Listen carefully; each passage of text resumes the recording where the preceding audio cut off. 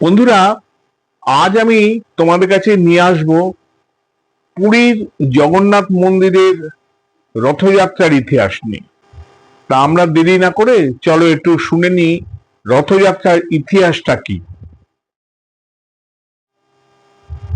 জগন্নাথ দেবের রথযাত্রা উপলক্ষে কবিগুরু রবীন্দ্রনাথ ঠাকুর লিখেছিলেন তাঁর ভক্তিভাজন কবিতায়, রথযাত্রা লোকারণ্য মহা ধুমধাম, ভক্তরা লুটায় পথে করিতে প্রণাম, পদ ভাবে আমি দেব, রথ ভাবে আমি, মূর্তি ভাবে আমি দেব, হাসেন অন্তর্যামী। নমস্কার বন্ধুরা, আমি অসিত লাহিড়ী। আমার ইউটিউব চ্যানেল দেখবো এবার জগৎটাকে, এখানে তোমাদের সকলকে স্বাগত।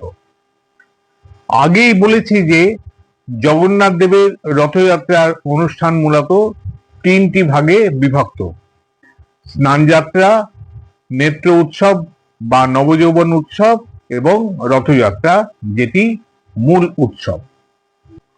তাহলে শুরু করি স্নানযাত্রা দিয়ে। জগন্নাথ দেবের স্নানযাত্রা কি এবং কেন পালন করা হয়, চলো বন্ধুরা সংক্ষিপ্তভাবে জেনে নিই এই উৎসবের ধর্মীয় ব্যাখ্যা। সাধারণভাবে বাংলা বর্ষপঞ্জি অনুযায়ী জ্যৈষ্ঠ মাসের পূর্ণিমা তিথিতে হিন্দু ধর্মাবলম্বীদের মধ্যে এই পবিত্র উৎসব পালিত হয়, যেটিকে বলি আমরা স্নানযাত্রা। ক্ষেত্র বিশেষে অনেক সময় আষাঢ় মাসে পূর্ণিমা তিথিতে পালন করা হয়। জগন্নাথ দেব ভক্তদের কাছে এটি একটি গুরুত্বপূর্ণ উৎসব। এই দিনটিকে জগন্নাথ দেবের জন্মতিথি বলেও মনে করা হয়। পুরীর মন্দির সহ সমস্ত মন্দিরে স্নানযাত্রার পূর্ব সন্ধ্যায় জগন্নাথ, বলভদ্র, সুভদ্রা, সুদর্শন চক্র ও মদনমোহন বিগ্রহের একটি বিশাল শোভাযাত্রা সহকারে মন্দিরের গর্ভগৃহ থেকে বার করে স্নান বেদিতে এনে রাখা হয়। স্নানযাত্রার দিন সকালে মন্দিরের উত্তর দিকের কূপ থেকে জল এনে প্রথাগতভাবে মন্ত্রোচ্চারণের মাধ্যমে তার শুদ্ধিকরণ করা হয়। মানে এটা পুরীর কথা বলছি। তারপর 108টি কলসে সেই জল দিয়ে বিগ্রহগুলিকে স্নান করানো হয় এবং তারপরে দুধ দিয়েও স্নান করানো হয়। পুরী ছাড়া অন্যান্য স্থানেও এই একই প্রথা মেনে চলা হয়। সেই দিন সন্ধ্যেবেলা জগন্নাথ, বলভদ্র ও সুভদ্রাকে গণেশের রূপে সাজানোর জন্য হস্তি মুখ বিশিষ্ট আবরণী দিয়ে তাদের মস্তকে পরানো হয়। জগন্নাথ দেবের এই রূপটিকে বলা হয় গজবেশ। স্কন্দ পুরাণে বলা আছে, পুরীর মন্দির প্রতিষ্ঠার পরেই প্রথমবার রাজা ইন্দ্রদ্যুম্ন এই অনুষ্ঠানের আয়োজন করেছিলেন। প্রথাগত বিশ্বাস অনুসারে স্নানযাত্রার পরে জগন্নাথ দেব অসুস্থ হয়ে পড়েন। সেই সময় তাকে রাজবৈদ্যের চিকিৎসাধীনে গোপন একটি সংরক্ষিত কক্ষে রাখা হয়। জগন্নাথ, বলরাম ও সুভদ্রার অসুস্থতার এই পর্যায়টিকে অনসর বলা হয়ে থাকে। এটি একটি ওড়িয়া শব্দ। এই সময় ভক্তরা দেবতার দর্শন পান না। স্নানযাত্রার দিন থেকে রথযাত্রার আগের দিন পর্যন্ত তাঁরা এই 15 দিন লোকচক্ষুর আড়ালে থাকেন। তবে ভক্তদের দর্শনের জন্য বিগ্রহের পরিবর্তে মূল মন্দিরে 3টি পটচিত্র রাখা হয়। কথিত আছে যে রাজবৈদ্যের আয়ুর্বেদিক পাঁচন খেয়ে তারা এক পক্ষকালের মধ্যেই সুস্থ হয়ে ওঠেন। তারপর আবার তাদের দর্শনের জন্য ভক্তদের সামনে উপস্থিত করা হয়। এই স্নানযাত্রার দিনে পুরীর জগন্নাথ মন্দিরের নিয়ম মেনে আমাদের পশ্চিমবঙ্গে রাজ্য জুড়ে জগন্নাথ, বলরাম, সুভদ্রাকে 108 কলস গঙ্গা জল ও দুধ দিয়ে স্নান করানো হয়।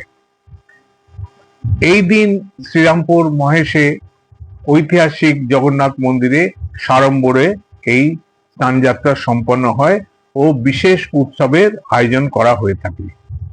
ইস্কন মন্দির, মায়াপুর, কোচবিহারের মদনমোহন মন্দির, হুগলির গুপ্তিপাড়ায় বৃন্দাবন জিউয়ের মন্দির, মহিষাদল রাজবাড়ির মদনমোহন জিউর মন্দির সহ বিভিন্ন জগন্নাথ ও মদনমোহন মন্দিরে বিশেষ পুজো ও মহোৎসবের আয়োজন করা হয়ে থাকে।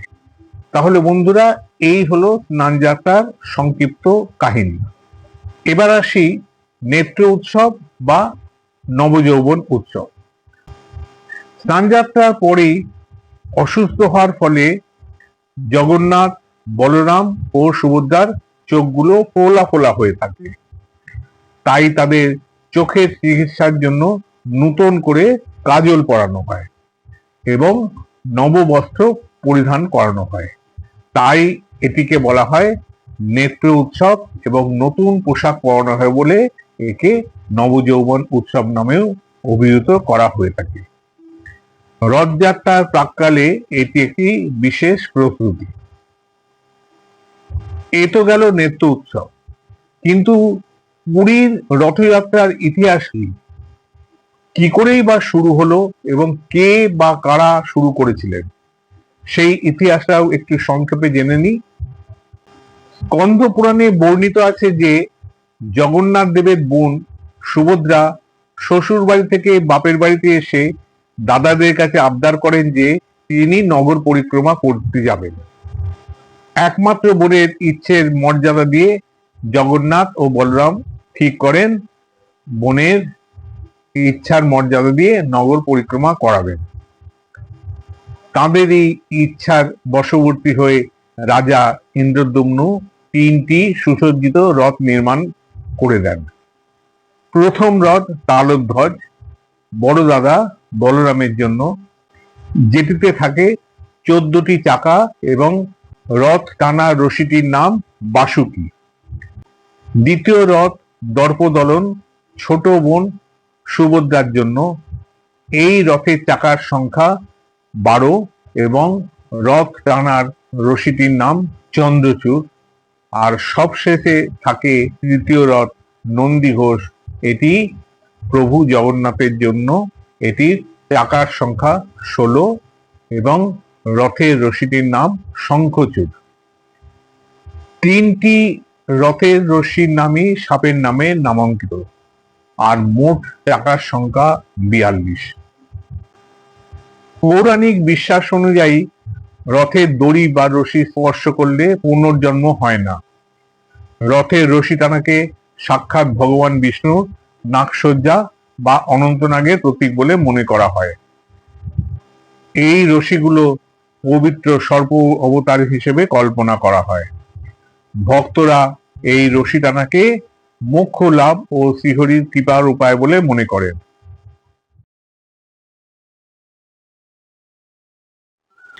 আমরা জানি আষাঢ় মাসের শুক্ল দ্বিতীয়ায় রথযাত্রা শুরু হয় এবং ক্ষেত্র বিশেষে শ্রাবণ মাসেও শুরু হয়ে থাকে, এবং পুরানো রীতি অনুযায়ী আজও পুরীর রথযাত্রার সময় পথে যাতে কোনো অসুবিধে না হয় সেই জন্য পুরীর রাজা গজপতি মহারাজ স্বয়ং রাস্তা ঝাঁট দিতে দিতে আগে আগে চলেন।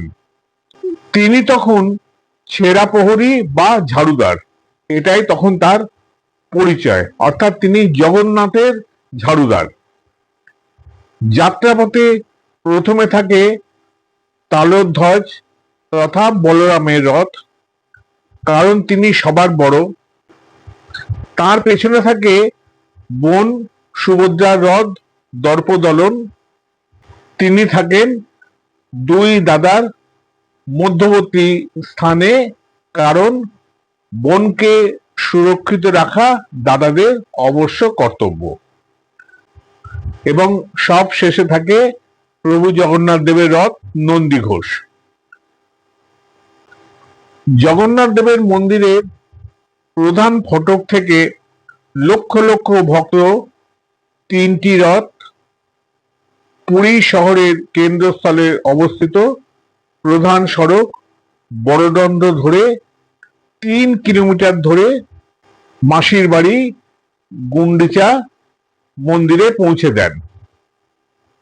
এই রথের রশি টানা খুব সৌভাগ্যের প্রতীক বলে মনে করা হয়। গুন্ডিচা মন্দিরে তারা অবস্থান করেন।